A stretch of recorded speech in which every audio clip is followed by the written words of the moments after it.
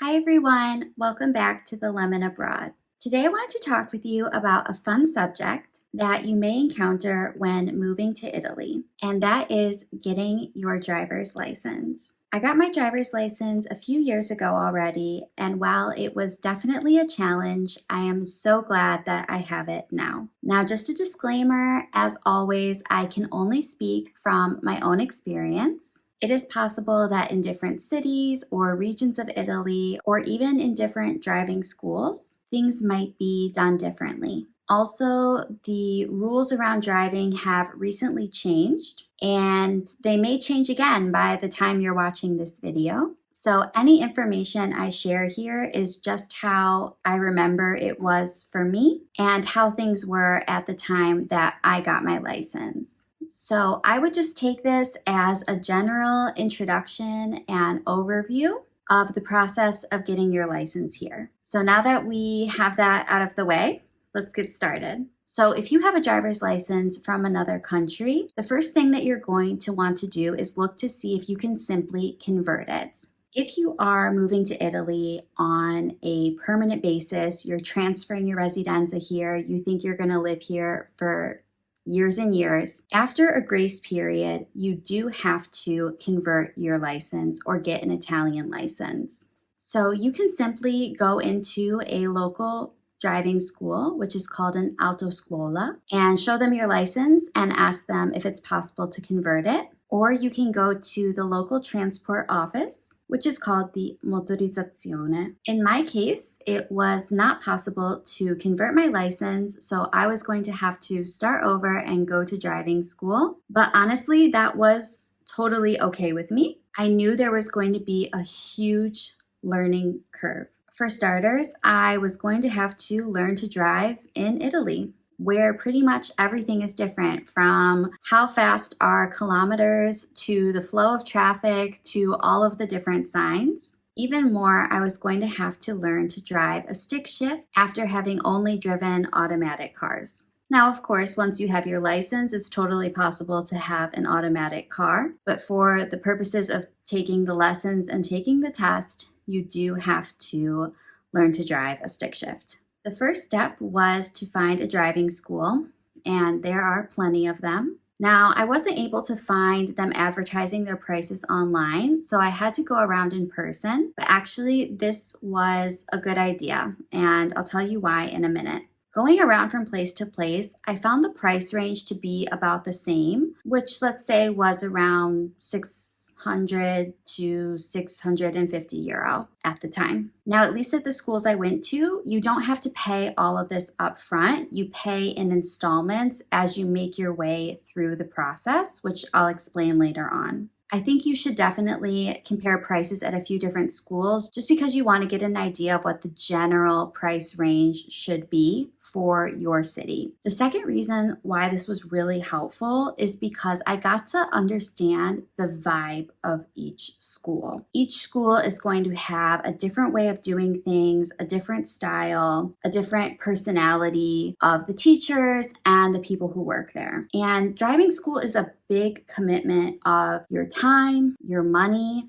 It's an investment in your future and your safety. So you really want to feel comfortable at the place that you're going to. So just like anywhere else, there are a few different types of driver's licenses. There are licenses for teenagers who want to be able to drive smaller motorbikes. There are licenses to be able to drive larger trucks and vans. In Italy, the driver's license is called the patente di guida, or simply the patente, and the standard license is the AB license. Well, technically it's the B license, but when you get the B license, it includes this AM license, which lets you drive a small motorbike or a standard car. There are some other vehicles as well, but those are probably the two that you'd be looking to drive.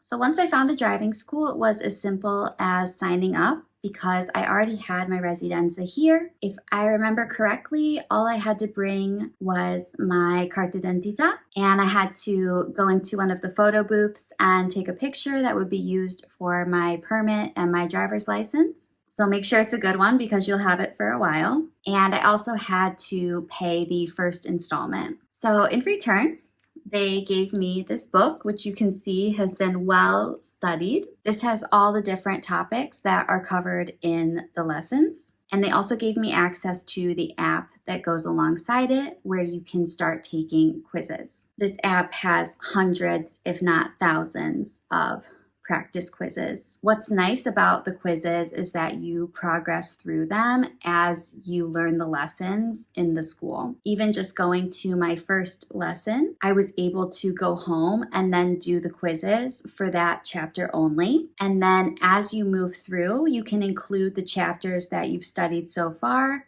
eventually working yourself up to where you're covering the whole book, which is what the quiz will look like, of course, on the day that you take the exam. Now, at my driving school, let's just say, for example, they were open from 3 p.m. to 8 p.m. You could come in anytime during those hours and do practice quizzes on the computers there. The teacher was there. He was available to answer your questions. He would even go through the quizzes when you were finished with them and help you review the mistakes you made. The quizzes are all 30 questions long. When you're practicing, of course, you can take as much time as you want, but on the actual test day, you'll only have 20 minutes and you can only get 3 questions wrong. It really is quite intense. And I think for the majority of people to be prepared to take the exam, you need a lot of practice and repetition. Then during those opening hours, they would also offer the actual lessons, which let's say there would be an offering earlier from 3 to 4, or maybe for after work at 6 to 7. And you could choose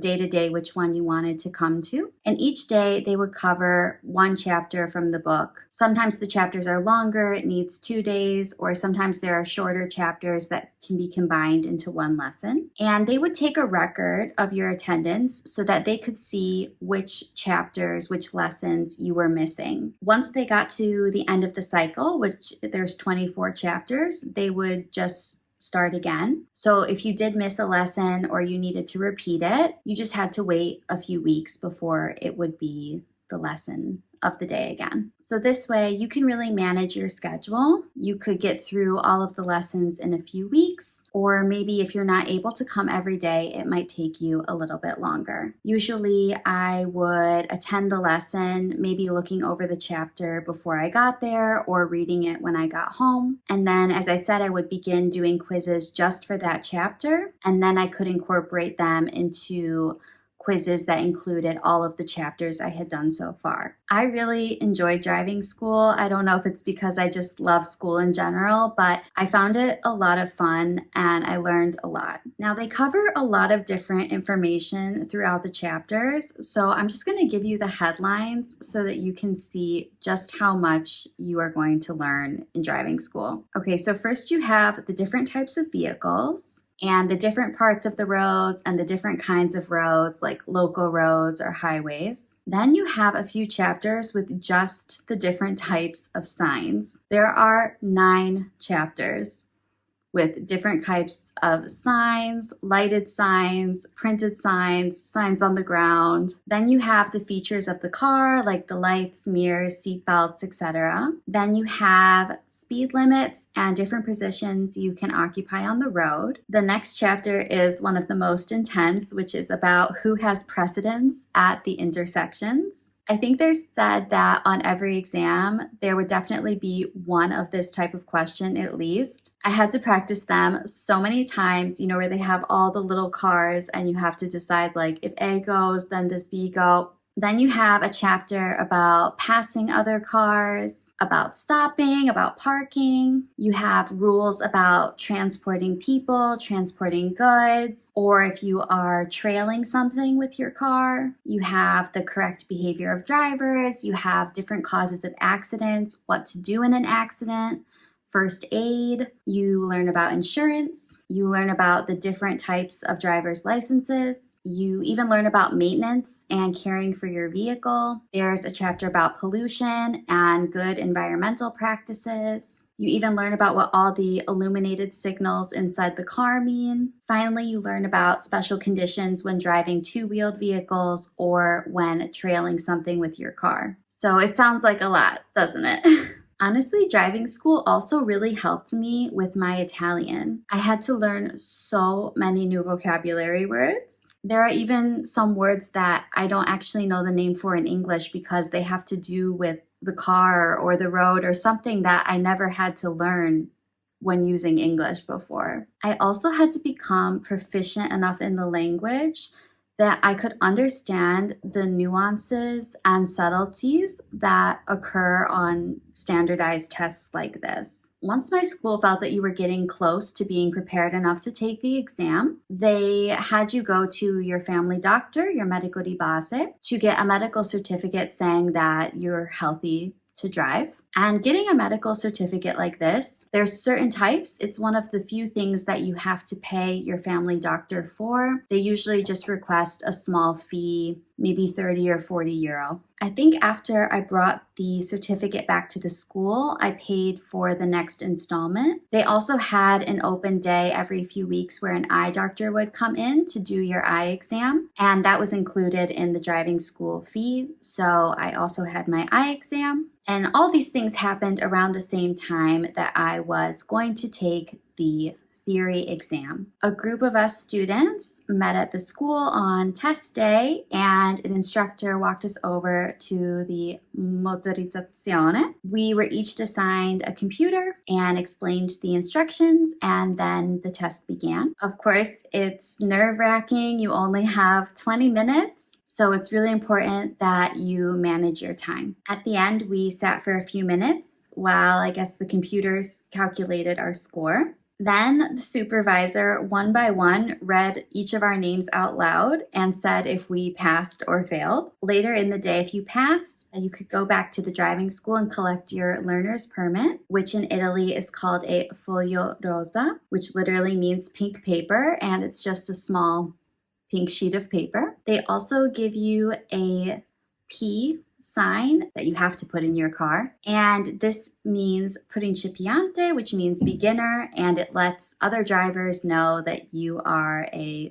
student driver. At this point, you can begin to practice with an experienced driver. There are certain conditions that the driver has to meet, but your driving school will explain what those are to you. And then you also need to arrange to have your certified practice hours with an instructor from the school. I believe at the time it was 6 hours that you had to do with the school, and they of course have an hourly rate, so paying for those 6 required hours was my last installment to them of the original payment plan. Now notice how I said you need at least 6 certified hours. You can definitely do more hours with the instructor if you need to or you want to. You just, of course, have to pay the rate for them. I had much longer than 6 hours with my driving instructor before I felt ready and before they felt I was ready to take the exam. So on the day of the test, again, a group of us from the driving school, we met at the driving school and the instructor came. One by one, we went out and had our test. Fortunately, all of us passed and we were able to get our licenses then and there. They were already ready. So they do say it is kind of heartbreaking if you don't pass that day because your license has already been made up and they just have to cut it up and throw it away. So one thing to note in Italy is that for the first 3 years that you have your license, you are considered a new driver. You're considered neopatentato. Now, they just updated the Codice di Strada, which is basically the rules of the road. So a few things have changed, but in general, during those first 3 years, you have some stricter rules and regulations that you have to follow. And most of them have to do with safety and just making sure that new drivers are better acquainted with the road. Some of the big things that this concerns are the rules regarding alcohol use, which, if I'm not mistaken, is actually completely forbidden. You also have lower speed limits on certain roads, and there is a limit to how powerful the vehicle is that you can drive. There are some other regulations as well, but those are the really big ones. Overall, driving school was a huge commitment for me. It took me almost a year to get my license, about 6 months before I took the theory exam, and then another 6 months before I took the actual driving exam. Some of that was because I needed to have so many driving lessons when it came to that portion of the process. However, in the end, it was all worth it because now I have my license. I'm pretty sure each license is valid for 10 years until you have to get it renewed until your 50th birthday. After your 50th birthday, the time that can pass in between renewals does get shorter. It's a big challenge, but once you have it, it is such a relief. So I hope that if you were thinking about moving to Italy, or if you already have and you're thinking about getting your license, this was able to give you a better understanding of what that process may look like and some of the things that you can expect to learn while you're here. Thank you so much for watching. I'll see you next time. Ciao.